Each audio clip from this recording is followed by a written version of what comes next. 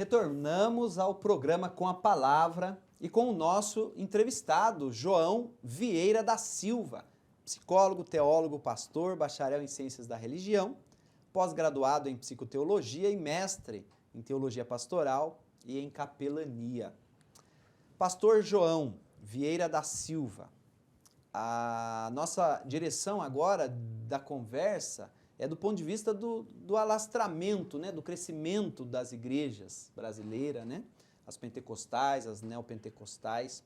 Então, do ponto de vista missionário, como é que o pentecostalismo ele se desenvolveu no Brasil? Né? A gente sabe que o Brasil é predominantemente de formação católica, né, com os próprios portugueses, mas num dado momento os protestantes chegaram, os migrantes, os alemães, os holandeses, os americanos, aquilo que a gente chama dos reformados, eles se fizeram presente.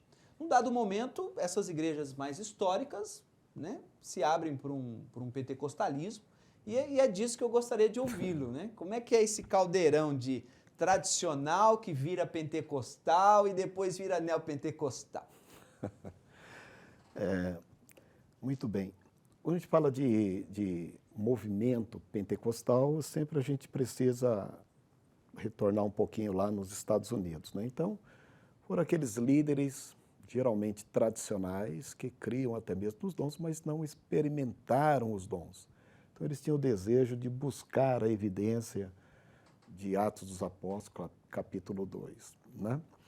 E a partir daquele grande mover da Rua Azusa, lá com William Seymour, de fato, ali houve uma procura enorme daquele acontecimento que estava ali, e ali foi pipocando muitos missionários. Por exemplo, Daniel Berg e Gunnar Wingre, que são os pioneiros da Assembleia de Deus no Brasil, passaram pelos Estados Unidos. Eles eram suecos, mas passaram pelos Estados Unidos, foram batizados ali em Chicago e, por um direcionamento divino, vieram aqui para o Brasil, na região norte, e fundaram a Assembleia de Deus. Tem também Luiz Franciscon, que era de origem presbiteriana. Tradicional. Né? Tradicional.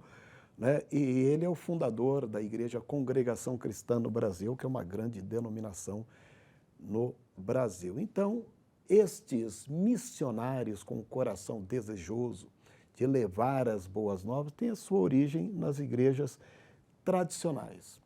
Então, é esse calor que faz com que as pessoas tenham o desejo de levar as boas novas.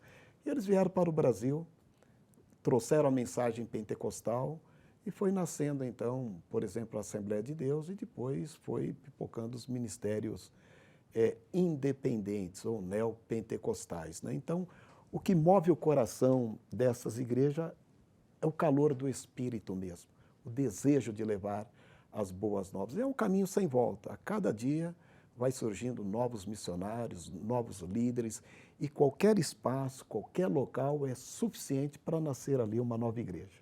O senhor tem sentido, então, que esse protestantismo pentecostal, neopentecostal, isso é um caminho sem volta para o Brasil? Como é que o senhor tem enxergado isso? Na América Latina. O Brasil hoje, podemos dizer, é o celeiro de missionários para o mundo, mas na América Latina como um todo. Né? Então, eu diria que a América Latina é o último reduto mesmo do pentecostalismo, que seria os confins da terra. Né? Mas esta palavra do avivamento, ela é muito contida dentro destas denominações pentecostais e neopentecostais, que eu acredito que vai perdurar aí por muitos anos. Interessante, né? Eu me recordo agora de um tema mais político, né? Será que a gente conseguiria atrelar nós temos aí bancadas da bala, bancadas da Bíblia, né? Bancadas do boi, do agronegócio. Como é que o senhor enxerga todo esse avanço político nas nossa, né, Câmara Federal mesmo, no Congresso? Porque a gente tem muito pastor se tornando político, indo para cargos de deputado, senador, enfim. O senhor vê com bons olhos? É um fenômeno natural, tendo visto o contingente populacional de cristãos? Como é que o senhor tem enxergado isso? Bem, a igreja cristã como um todo, ela nunca teve esta afinidade com o socialismo. Infelizmente, existem alguns temas que vai na contramão do que a palavra de Deus promove. Então, por isso, houve uma preocupação, principalmente dos líderes brasileiros, de conservar aquilo que a igreja defende, baseado nos preceitos da Bíblia. Então, mais que depressa, pelo contingente que tem, mais de 50 milhões aí de evangélicos no Brasil, dá para, se todo mundo votar e direcionar o voto por um único presidente, aí a gente já está à frente de muitos outros candidatos. Mas, assim, a igreja, ela se preocupou com essa questão do socialismo, sabe? Então, ela vem mesmo para defender os seus valores. Eu também penso que é um caminho sem volta, né? A igreja, ela vai promover esta fala, eu acredito que ela vai trazer para os púlpitos, né? Embora que igreja e Estado deveriam ser coisas distintas, mas existe uma preocupação do clero, ou então desses líderes eclesiásticos, para que algumas coisas não venham aí competir com aquilo que a igreja promove, sendo subjugado por algumas leis ou decretos, por exemplo. De perseguição religiosa. De perseguição. Talvez. Por exemplo, a gente vê na Nicarágua igrejas sendo tomadas, queimadas, pastores e padres sendo presos, né? Então, eu acho que é esta preocupação da liderança brasileira que estão promovendo aí muitos líderes, muitos pastores, inclusive, entrando na política. Interessante, interessante. Que tema emblemático, né? Do ponto de vista do crescimento das igrejas pentecostais, né, hoje, como é que essas igrejas crescem? Qual é o fenômeno? Que metodologia elas usam para cada dia mais a gente ter mais igreja pentecostal, mais igreja neopentecostal? Como é que tem sido, então, esse fenômeno? As igrejas pentecostais ou neopentecostais, elas são diferentes, né, na ordenação dos seus líderes em relação à igreja católica e até mesmo as igrejas protestantes tradicionais. Geralmente, nessas igrejas protestantes ou então católica, a pessoa precisa estudar, fazer um seminário, depois de 6, 7 anos de estudos e anos a fim, daí que ele vai para a linha sacerdotal. Já as igrejas pentecostais tradicionais, o leigo, estando preparado, tendo um embasamento mínimo teológico e que esteja com o coração ardendo para levar as boas novas, ele é direcionado para cumprir um papel eclesiástico, né? Então, por isso que a igreja pentecostal e neopentecostal tem crescido muito, porque o leigo exerce um papel de liderança na igreja. Entendi, interessante.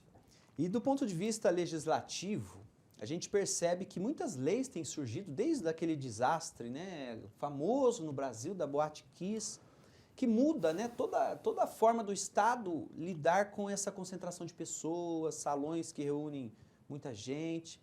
Então, há cada vez mais um refinamento legal de barulho, lei do psil, né, de estrutura de deferimentos de corpo de bombeiro. Hoje tem a questão das deficiências, né, do cadeirante, do surdo, linguagem de sinais, libras. Então, as igrejas hoje passam por um momento de que ela também tem que se adequar.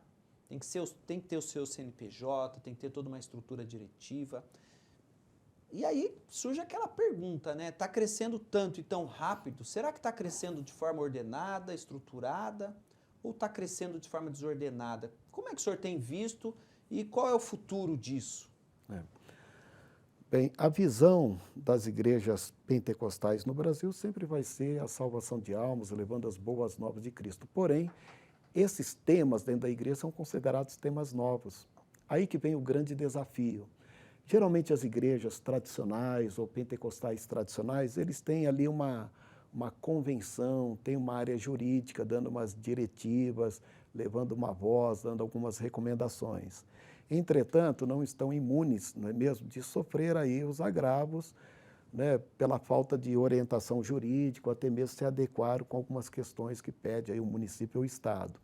Mas o maior desafio eu percebo nas igrejas neopentecostais, porque são ministérios independentes, mais de 90% das igrejas neopentecostais é compostas de igrejas com uma membresia de 100 membros para baixo. Então, esse líder, ele é o advogado, ele é o psicólogo, ele é o pastor, ele é o administrador, ele é a pessoa da segurança do trabalho. Faxineiro, o faxineiro, ele é tudo. Então, há e haverá uma grande carência de orientação jurídica para poder regularizar estas igrejas. para que possa adequar algumas coisas. Tem que dar garantias mesmo para a membresia que vai ali, vai ouvir uma palavra de conforto, uma palavra de esperança, e a igreja se torna responsável por dar as garantias do espaço que está sendo ocupado. Então é um novo tempo aí, que eu acredito que a parte jurídica eclesiástica será extremamente necessária para todos os ministérios, sejam eles pentecostais e principalmente os neopentecostais. Que bacana, né? A gente viu que o Brasil muitas vezes passou por alguns momentos daquele líder que administra bem, né? Ou que toca bem o instrumento, canta. De repente a gente viu pastores e líderes se formando em psicologia, porque a carência emocional da sua membresia passou a ser ali uma emergência, né? A gente vê CEOs hoje, mega churches, mega igrejas, pastores com carros blindados, helicópteros, aviões, os chamados coaching. Hoje a gente tem, né, uma teologia muito da autoajuda, do coaching. Então, quando a gente olha para os últimos 30 anos do mundo evangélico, seja americano, brasileiro, né, a gente vê tudo isso. E o senhor traz algo novo, né, que eu achei muito interessante, que é o ponto de vista jurídico, né? O desafio jurídico pelo qual essas igrejas passam, né? Lei do psil, né? A pessoa com deficiência. Puxa, que bacana, que interessante. E muitas vezes o líder não tem essa preparação, né? Que bacana. Eu vou quebrar o protocolo um pouco, eu vou pegar a Bíblia, eu vou passar a Bíblia para o pastor, eu vou pedir para ele, né, aproveitar aqui, né, a gente está chegando ao final, para ele escolher um texto aí e trazer um texto aí para o coração do aluno, enquanto eu faço aqui, né, os nossos desafios finais.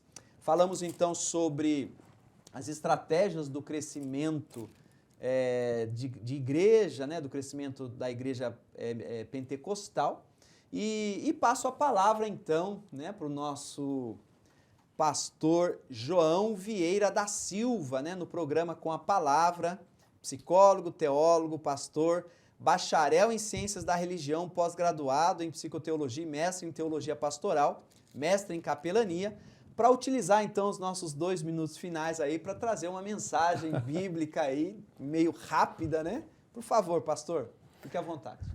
Muito bem. Quero agradecer pela oportunidade de podermos desenvolver esse tema tão importante que é o pentecostalismo, né? A gente vai aqui na orientação do apóstolo São Paulo, na primeira carta que ele escreve aí aos Coríntios, no capítulo 14, ele fala dos dons de profecia e dons de línguas.